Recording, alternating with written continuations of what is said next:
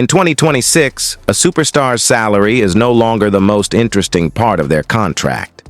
It is the smoke and mirrors surrounding the liquid cash. Take Patrick Mahomes, for example. In early 2026, the Kansas City Chiefs pulled a familiar lever, restructuring his deal for the fourth consecutive year. On paper, it looked like a simple move to clear $43 million in salary cap space for the team. Most fans saw this as a team-first move to help the Chiefs keep their championship window open. But if you look closer at the 2026 NFL economy, you'll see that Mahomes isn't just a quarterback. He's becoming the Chiefs' unofficial banker. He doesn't need that $43 million in immediate liquid cash. Why?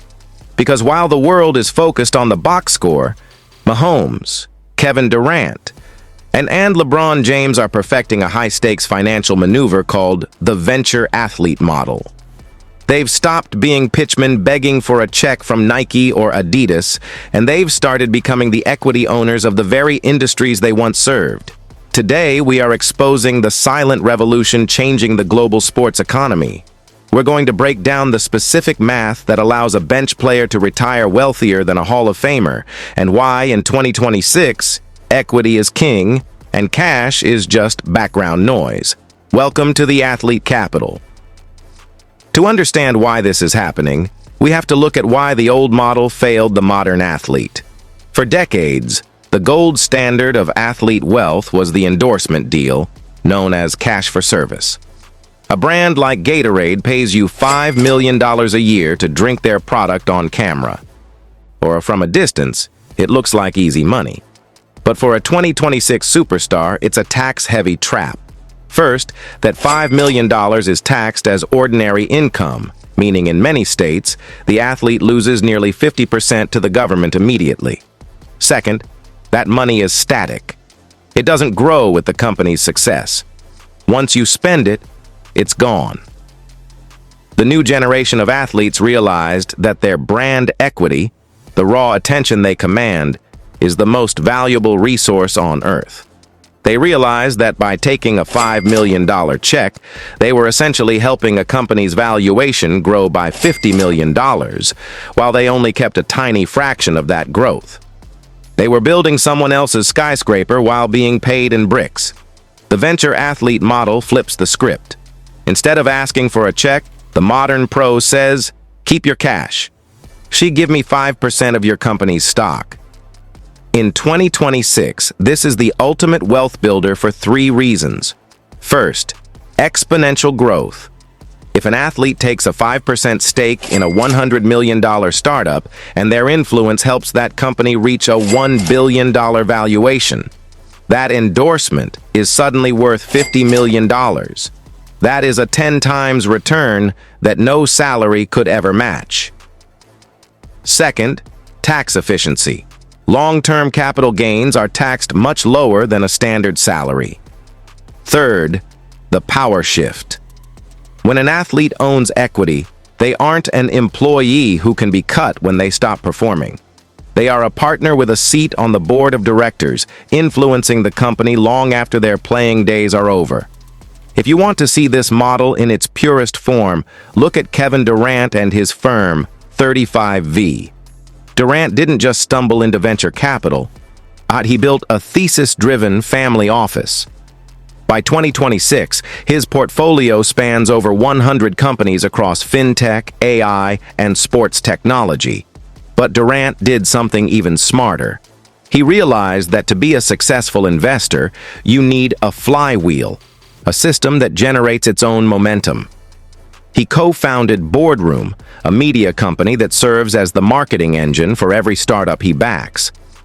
When 35V invests in a company, Boardroom provides the distribution and the audience to make that company succeed. Think about the Coinbase bet. Durant was an early investor, and when they went public at an $86 billion valuation, it was one of the largest paydays in athlete history. He let his capital and his media brand do the heavy lifting while he focused on winning titles. In 2026, Durant isn't just an NBA player. He is a venture capitalist who happens to play basketball at a Hall of Fame level. Then there is Patrick Mahomes, who is focused on institutional assets. In 2026, Mahomes and Travis Kelce doubled down on their stake in the Alpine F1 team. Why? Because F1 teams are no longer just racing clubs. They are global tech entities with skyrocketing valuations. Mahomes also holds stakes in the Kansas City Royals, Sporting KC, and the KC Current. He is practicing asset correlation. His NFL salary is his active income, but his team ownership is his passive wealth. These teams appreciate at 15 to 20% per year, far outperforming the S&P 500. While his playing body is a depreciating asset that will eventually retire, his ownership stakes only get more valuable as sports media rights hit record highs. Mahomes is getting into these deals at founder prices because his presence increases the value of the team. He is effectively getting paid a premium to become a billionaire. LeBron James took this even further by building an intellectual property factory. His media firm, the Spring Hill Company, was recently valued at over $725 million. LeBron didn't just want to be an actor, he wanted to own the production company that hires the actors. By owning the IP, LeBron leverages his brand to create content for Netflix, HBO, and Disney. This is the ultimate form of equity, owning the stories that the world consumes. In 2026, Spring Hill is expanding internationally, retaining controlling interest throughout this growth. This is critical because in the 2026 economy, content is the only asset that scales without limits. Now, LeBron isn't just selling his time, he's selling a library of assets that earn money while he sleeps. This is a far cry from the days when athletes were lucky to get a guest spot on a sitcom. LeBron has built a media conglomerate that will thrive long after he hangs up his sneakers. This shift isn't limited to media. In 2026, athletes are moving into deep tech and digital infrastructure. AI is no longer a buzzword. It's a massive industrial build-out. And athletes are positioning themselves as primary financiers for data centers and sustainable energy projects. They understand that the next wave of global wealth isn't coming from sneakers. It's coming from the silicon and the power that powers the modern world. These investments are moat-heavy, meaning they are protected by high barriers to entry and massive demand. See, athletes who back these tech adopters are seeing their net worth skyrocket in ways previously reserved for the Silicon Valley elite. The gap between the rich athlete and the wealthy athlete has become a canyon. A rich athlete has a high salary, a wealthy athlete has a family office, a massive portfolio, and a seat at the table with the world's most powerful CEOs. This revolution is trickling down to the middle class of sports. It's no longer just for the superstars. We are seeing role players in the NBA and NFL using their local celebrity to secure equity in regional real estate, medical technology, and clean energy startups.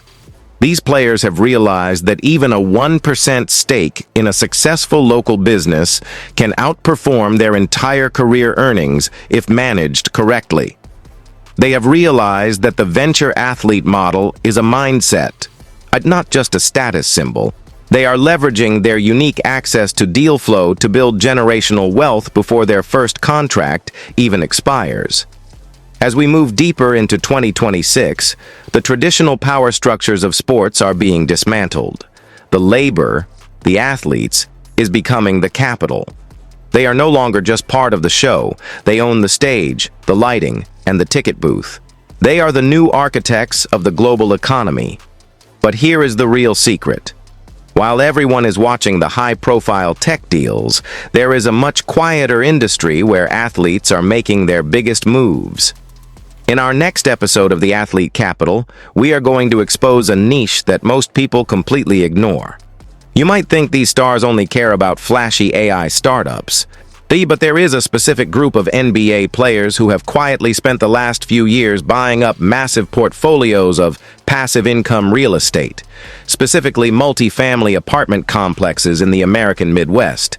They aren't looking for the next big thing. They are looking for forever income. They are building a fortress of cash flow that is completely independent of their performance on the court. They are becoming landlords to the very cities they play in. If you want to understand how the real money is moving behind the scenes in the 2026 sports economy, stay tuned. Hit the subscribe button, turn on the bell, and join the most financially literate community in sports. I'll see you in the next episode of The Silent Empire.